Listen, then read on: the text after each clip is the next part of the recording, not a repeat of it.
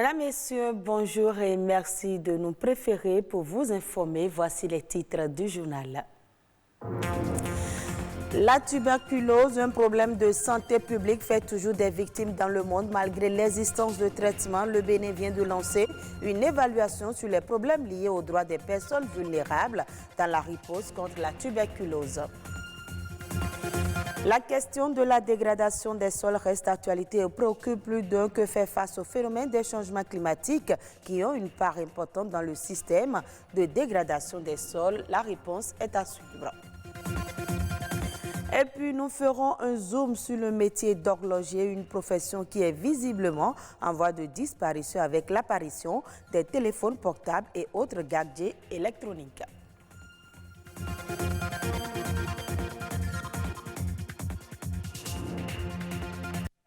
La tuberculose demeure toujours un problème de santé publique dans le monde.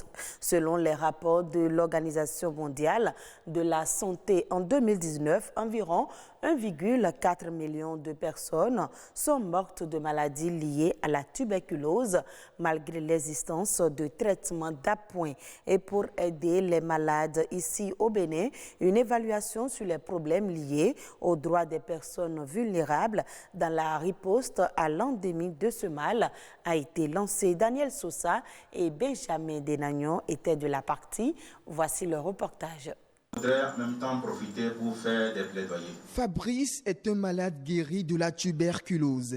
Actuel président national de l'Association des anciens patients tuberculeux du Bénin, il nourrit l'ambition de guider les personnes souffrant de ce mal vers la guérison, en luttant contre la stigmatisation et l'isolement lié à la tuberculose.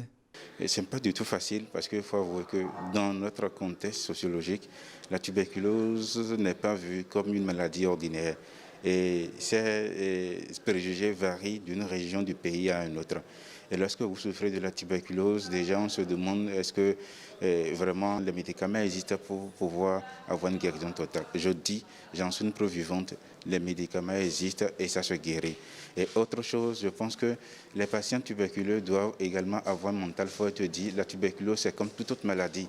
Si au Bénin, le taux de contamination de la tuberculose connaît une diminution progressive passant de 61 à 58 cas pour 100 000 habitants ces 5 dernières années, il importe aujourd'hui plus qu'hier d'évaluer les obstacles et insuffisances aux droits des personnes vulnérables dans la riposte contre cette maladie. La tuberculose encore au Bénin, l'OMS estime que notre niveau de dépistage n'est pas encore totalement performant. Et également, ceux qui viennent au traitement, qui sont pris en charge également, malheureusement, il y en a encore qui décèdent. Et donc, quand on voit ces éléments-là, même si, en comparaison avec d'autres pays de la sous-région, nous avons des performances assez satisfaisantes, on ne peut pas se satisfaire quand il y a des Béninois qui ont la maladie, qui n'arrivent pas à être diagnostiqués. On ne peut pas se satisfaire quand il y a des Béninois qui ont la maladie et qui, malgré la disponibilité du traitement, doivent décéder. L'évaluation de ces contraintes donne alors naissance à un nouvel outil de sensibilisation. L'outil CRJ permettrait de mettre en œuvre la communauté, le genre et les droits humains, de les prendre en compte dans la politique de lutte contre la TB. Parce qu'on constate que les facteurs limitants qui constituent des barrières pour lutter efficacement contre la TB, pour être au rendez-vous de 2030 pour les ODD 3, c'est que si nous ne prenons pas en compte la communauté dans la définition, l'élaboration et la mise en œuvre des politiques dans la lutte contre la TB, il serait difficile d'atteindre les objectifs. Des objectifs dont la finalité passe par 3 mots: dépister, traiter et guérir. Une exhortation à l'action qui s'impose alors à tout citoyen béninois. La baisse de fertilité des sols constitue une des principales difficultés que connaît actuellement l'agriculture béninoise. Les terres cultivées s'épuisent à un rythme accéléré et les rendements des cultures baissent continuellement. La question de la dégradation des sols reste d'actualité et préoccupe plus d'un. Les changements climatiques ont aussi une part importante dans ce système de dégradation. Que faire alors face à ce phénomène? Dr Félix Kouelo, maître assistant en sciences des sols au CAMES, nous éclaire. Tout récemment, au niveau de 17 communes, nous avons constaté que 16 à 20% des terres sont érodées, donc à un niveau de dégradation élevé. Et au niveau de ce phénomène, nous avons surtout les pratiques inappropriées des agriculteurs, telles que l'utilisation abusive des engrais et des pesticides, et nous avons les feux de brousse, et nous avons la destruction du couvert végétal. Au fait, l'eau et le vent ne constituent pas tellement une menace pour les sols, mais sont les agents naturels de la dégradation. Il faut sensibiliser les acteurs du monde agricole. Si ces acteurs n'ont pas conscience de l'effet de leurs mauvaises pratiques sur le sol, ils ne pourront pas changer de comportement.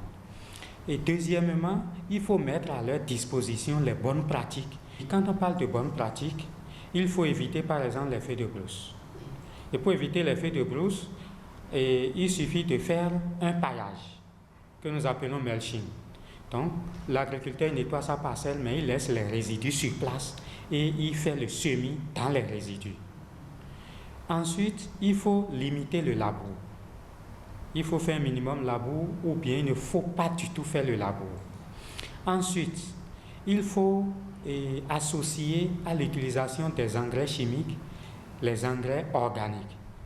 Aussi, pour ce qui concerne les insecticides et les herbicides, nous avons des plantes à effet insecticide, donc des extraits de plantes que nous pouvons utiliser pour tuer les ravageurs. Et là, on n'aura pas besoin d'utiliser les insecticides. Et là, on peut alors protéger les terres. Autre élément dans ce journal, il y avait une dizaine d'années, on pouvait les voir exercer aisément le métier à des coins de rue. De nos jours, il est rare de croiser des réparateurs de montres.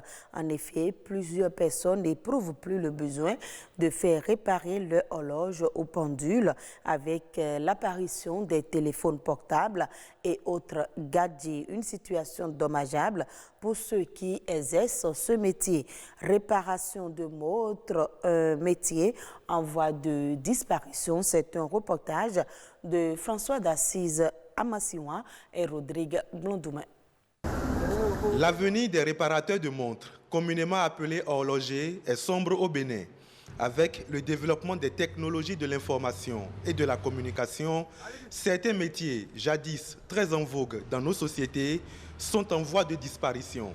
C'est le cas de ceux qui donnent une seconde vie aux montres, horloges et pendules. J'ai une montre à la maison, mais je ne l'ai pas fait réparer à cause des dépenses.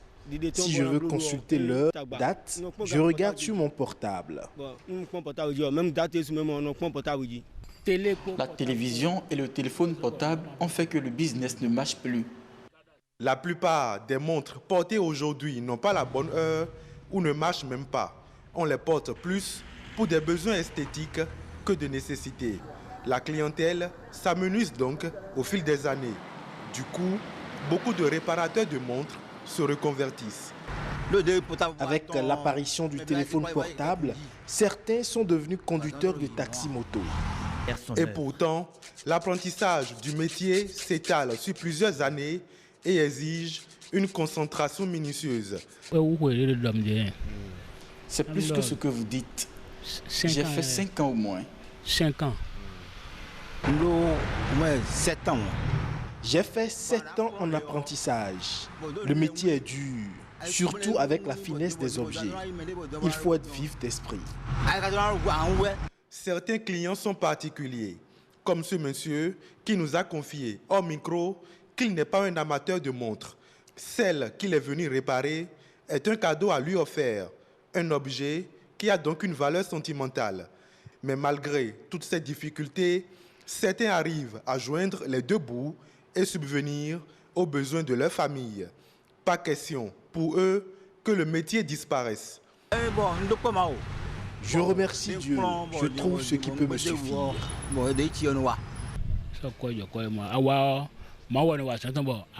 C'est Dieu qui fait son œuvre. Tu trouves le peu qu'il te faut pour nourrir ta famille et payer tes factures. J'ai appris ce métier de mon père, déjà décédé. Ce métier ne peut pas disparaître. J'ai initié mon fils, c'est mon apprenti. Valentin ne se décourage donc pas. Son fils, espère-t-il, assurera la relève. Suivons à présent les autres faits marquants de l'actualité en bref et en images. La Nation en bref, c'est une compilation réalisée par Uvaus Balogun.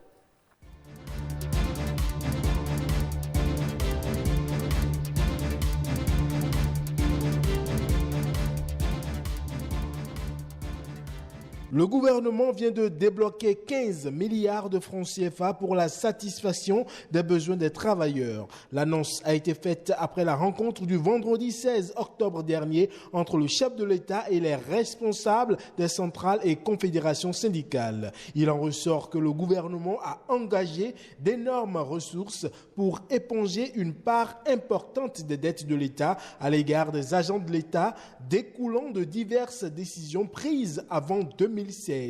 Il s'agit notamment d'engagements en lien avec les arriérés nés des avancements et autres glissements catégoriels. Ainsi donc, sur un total global de 173 milliards de francs CFA dus aux travailleurs et retraités avant 2016, 87 milliards de francs CFA ont été effectivement payés, soit plus de 50% du niveau de paiement.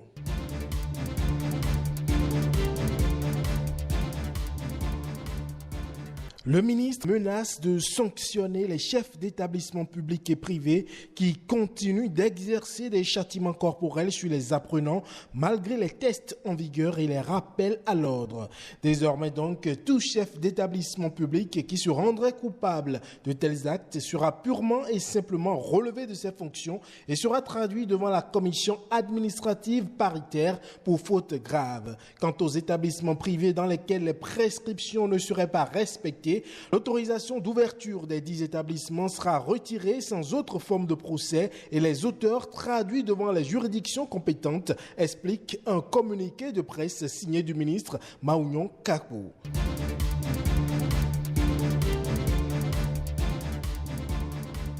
La session budgétaire consacrée à l'étude du budget général de l'État gestion 2021 est prévue pour se tenir ce mardi 20 octobre à l'Assemblée nationale. Au cours de cette session ordinaire, les députés auront à examiner le projet de loi des finances gestion 2021 qui s'équilibre en ressources et en charges à la somme de 2 452,192 milliards de francs CFA. Ce budget projette un taux de croissance de 6% du produit intérieur brut. Selon le gouvernement, ce projet de loi de finances est principalement porté par le double défi de renforcer la résilience de l'économie nationale et sa relance face aux chocs exogènes, ainsi que la consolidation budgétaire et le renforcement du modèle social en cours de construction.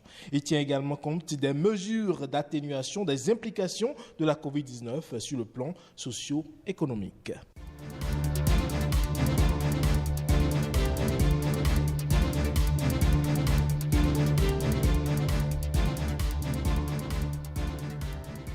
Hors du Bénin, la Banque africaine de développement a accordé un don à la République de Guinée pour l'aider à développer sa compétitivité dans la chaîne de valeur du miel. Le financement autorisé en mai 2019 permet à la Guinée au projet d'appui à la compétitivité de la chaîne de valeur du miel actuellement en cours d'exécution d'atteindre ses objectifs. Le projet réalisé dans 3 préfectures a plusieurs objectifs: accroître les revenus des acteurs de la chaîne de valeur du miel en Guinée, en particulier les femmes, renforcer la capacité des acteurs, améliorer les techniques de production et de transformation du miel pour un meilleur accès aux marchés régionaux et internationaux existants et à de nouveaux marchés et préserver la biodiversité et atténuer les effets du changement climatique. Et ce sera tout pour ce journal que vous pouvez suivre sur le site de l'ORTB, www.ortb.bj. Merci à vous de nous avoir suivis.